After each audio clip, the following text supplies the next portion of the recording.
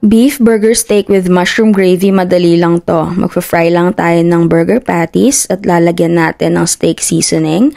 Pag okay na siya, set aside lang natin yung patties pati yung pinagprituhan. For the gravy, ang gagamitin natin is portobello mushroom, but you can use any mushroom that you have. Shiitake is okay din.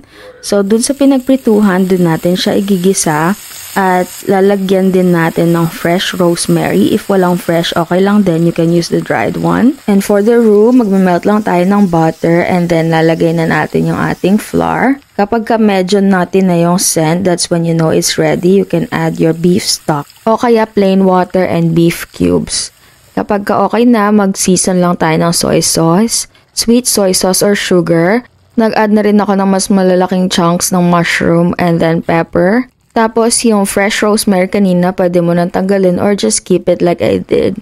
And kapag ready na siya, top na natin siya sa ating burger patty and that's it. Diba? Napakadali lang. You can now enjoy your